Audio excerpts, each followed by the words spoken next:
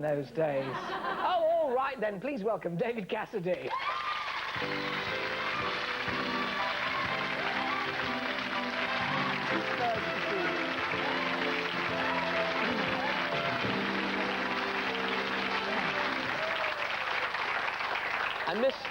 I missed that clip. How was my hair? Well, it was a little longer, just a longer. Didn't have a jumpsuit on, did I? You did. I don't think you had a jumpsuit on. You did look a bit bleary. What jumpsuits did I have on by any chance? It might fit. It might. It's funny, we never did meet in those days. No, we should have done. Yeah. Because we were always doing the same type of things. The perception is, of course, that, you know, if you were really successful at that time in playing in those kinds of arenas and things that Susie and I were, that we were all friends. And there was a sense we were actually married, David, and I tell the truth. We'll get into that later. Is he the one you had to get over? Yes, that's the one. He broke my heart. She asked me, and and he said yes. So do you look back on, I mean, we have, you know, we got Take That and Folk Like Wet, Wet, Wet and Oasis and Blur, but looking at those scenes of your aircraft landing and the rows and rows of girls, I mean, do you miss that kind of adulation? Desperately. They're all here. They're all here. Bless you. You know, to be honest with you, that's one of the reasons why I left it, because it just got so, you know, silly. Silly or frightening? Well, you know, it was more frightening, I think, in my case. I became more paranoid, and I became much more removed from the rest of the planet.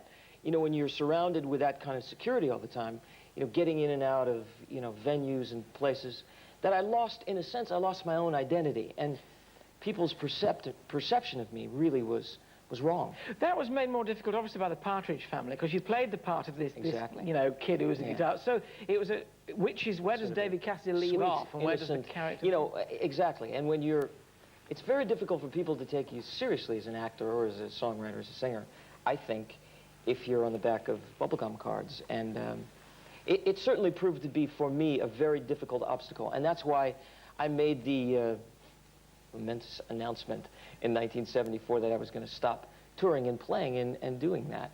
And I left it. And I think people thought I was kidding, you know. What did you do when you stopped? I honestly, I was so, talking about this in the darkest time of my life. My father died about a year after I stopped. And I was pretty much in a funk. I was really at a loss of direction in my life. I went back to the beginning of, for me, what I really started doing before I did the Partridge Family and became famous and, you know, changed my career. And I went back to class and began acting for the sake and the love of doing it and writing and playing.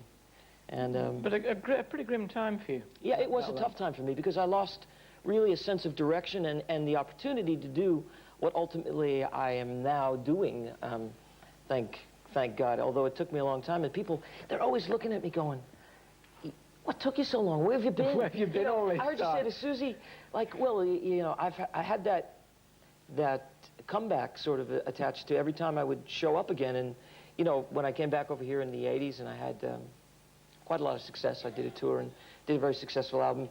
For me in America, the perception is different because I've worked so much.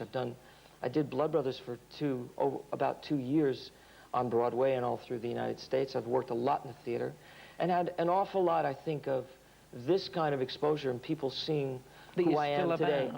Well, yeah, not just still about, but I never stopped really there. The perception is here when you've been away for so long, which is why I really wanted to come back now and play and do something that you two have so much in common. It's peculiar. You had the Partridge Family. Yeah, you were with Henry Winkler in Happy Days. You both had the American. Yeah. You, Susie, as well made a stage renaissance, if you like, with Annie Get Your Gun at Chichester back in the stage music. That went into the West, and yeah, I thoroughly enjoyed that. I don't know about you, David, but for me, I didn't ever want to do just one area of show business. I wanted to make it the ball of wax, you know? It becomes a trap for you, though, you know, because the perception, again, becomes, if you're serious about being a pop star, or if you're serious about music as a writer, I wrote the theme to a television show in America called John Larroquette's Show. And it's very different, doesn't sound like anything that I have recorded. But I did it under a pseudonym because I didn't want people to see the tape and say, oh, it's David Cassidy. It must be like this. It must be a pop song. So I did it under a pseudonym. As an actor, it's always been an obstacle because people assumed I wasn't serious about it because I was a singer. or a writer. Just plonk you in as a bit of a hunk. But I Isn't just that- refuse to be labeled. Yeah, so do I. I was just very stubborn. I don't label me. Well, people always like to pigeonhole you as something. Yeah, they No, do. in Britain they like to pigeonhole I you more than disagree. America. I disagree. I think everywhere it's comfortable maybe for an so. audience to do that. Yeah.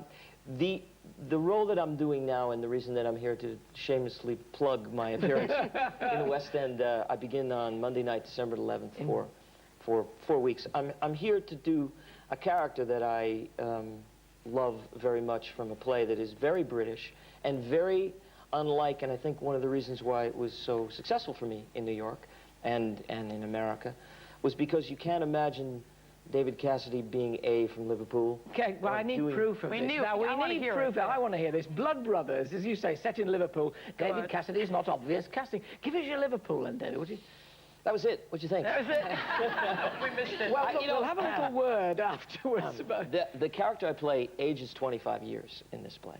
And Mickey at 7 years old comes out and does a little poem. He's a working class lad, as Willie Russell writes very much of that and speaks very much from the soul and heart of Liverpool.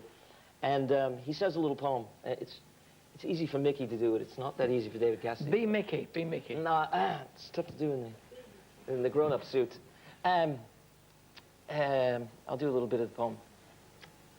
You know what Sammy? You know what he sometimes does? He wheezed straight to the letterbox of the house next door to us. I tried to do it one night, but I had to stand on a crate because I couldn't reach the letterbox, but I will by the time I'm 8.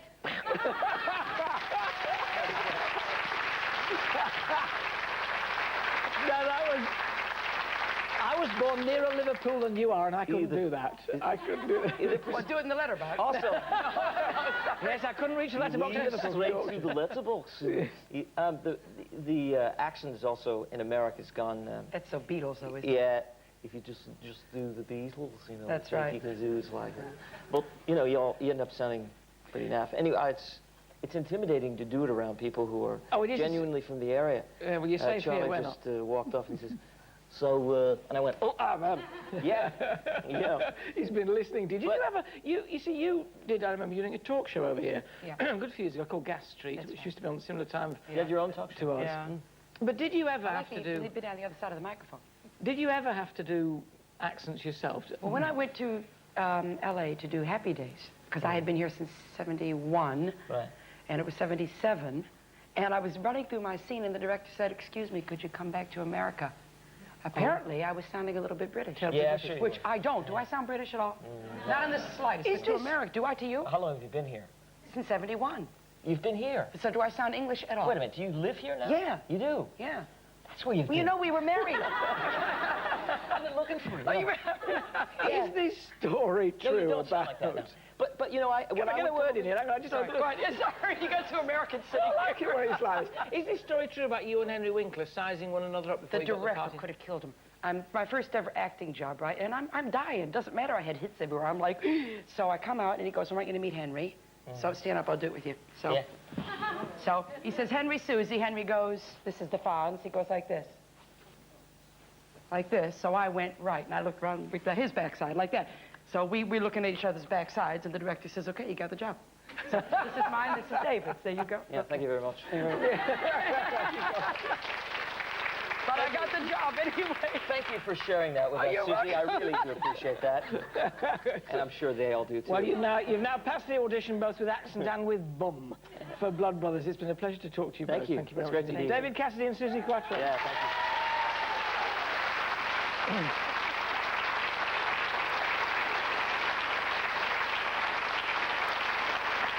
Time now for our showbiz quiz. We're giving away CDs from all the artists featured on today's show. I've got them here, actually, chaps, so we'll get you to sign them before you go. But what are you going to play them on? You're going to play them on this. We also give you a CD Walkman.